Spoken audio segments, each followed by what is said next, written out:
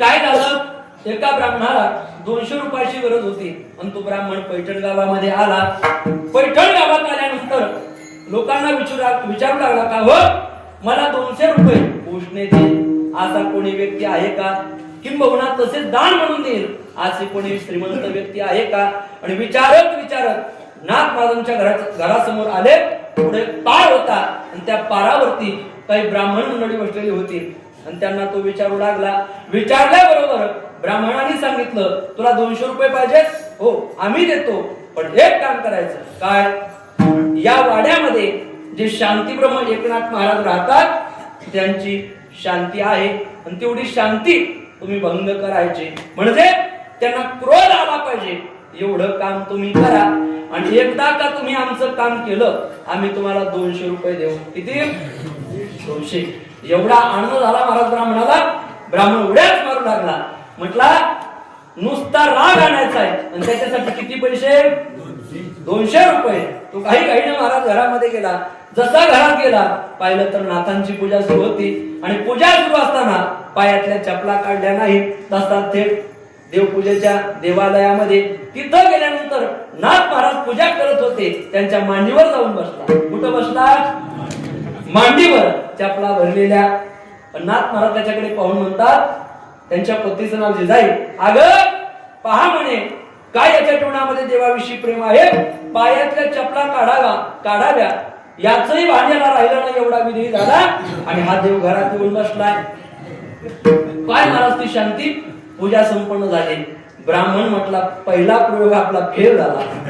मग नाथाने सांगितलं ब्राह्मण बुवा आलाच आहात तर आता पंगत आहे, पंगत होईल आणि रोज नाथांच्या घरी देवाला पुरणपोळीचं जेवण असायचं. म्हणून तर तो गावबा त्या घरी येऊन राहत होता. काय गावबा प्रकरणे वेळ राहिला तर आपण पाहूया. मग रोज पुरणपोळीचा नैवेद्य.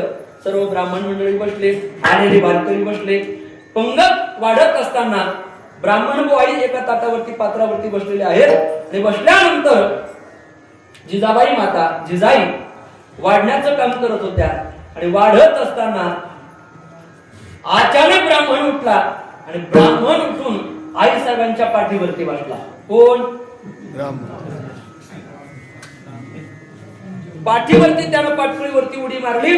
उडी मारल्याबरोबर नाथ महाराज होते. नाथ महाराज म्हणले अगं पाठीवरती बसलाय, खाली पडेल, त्याला लागेल. ती त्यांचीच पत्नी होती. उत्तर दिलं काळजी करू नका, आपला हरिपंडित त्याला पाठीवरती घेऊन वाढण्याची मला सवय आहे, मी यांना पडू देणार नाही. ब्राह्मणाची आईस्क्रीमच झाली. महाराज खाली बसला.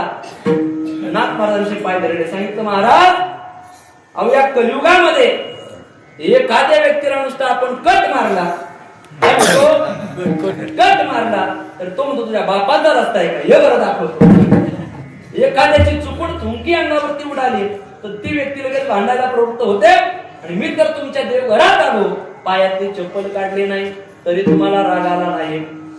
मग अहो तुमच्या पत्नीच्या पाठीवरती मी बसलो तरी तुम्हाला राग आला नाही. नेमके आपण कोण आहात? नाथ महाराजांनी पाहिलं. पण नाथ महाराजांनी विचारलं बाबा तू का बरं माझी परीक्षा घेतली? त्या ब्राह्मणानं उत्तर दिलं महाराज मी तुमची परीक्षा घ्यावी एवढा मोठा नाही, पण मला 200 रुपयाची गरज होती. बाहेर ब्राह्मण मंडळी बसलेली होती. मी त्यांना विचारलं मला 200 रुपये दे, अशी एखादी व्यक्ती आहे का? त्यांनी उत्तर दिलं जर या वाड्यामध्ये शांतीब्रह्म एकनाथ महाराज राहतात आणि त्यांना जर तू राग आणला, ते जर क्रोधावले रागावले तर आम्ही तुला 200 रुपये देऊ. नाथ महाराज म्हणजे जेवायला बसून घ्या. का बरं? तुम्हाला बाहेरचे 200 माझे 200 असे 400 रुपये देतो. किती? 400 रुपये. महाराज ब्राह्मणाला आनंद झाला. जेवण झालं आणि जेवण झाल्याबरोबर 200 रुपये दक्षिणा दिली. ब्राह्मण बुवा निघाले.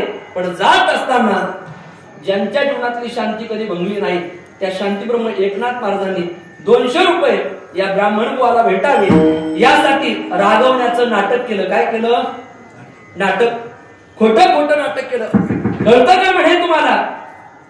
देवपूजेमध्ये चप्पल घेऊन येतात का? त्याला भाव आहे असं म्हटल्याबरोबर बाकीच्यांनी पाहिलं अरे आज तर नाथ बाबा रागावले.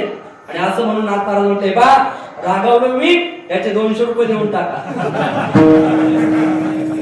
खरं तर तो राग नव्हता, पण अगदी ब्राह्मण बुवांना तो शब्द दिला होता बाहेरच्या मंडळींनी की नाथपार्वतींना जर राग आला तर आम्ही 200 रुपये देऊ. मला सांगायचं काय, नाथपार्वतींच्या जीवनातली शांती कधी बघली नाही.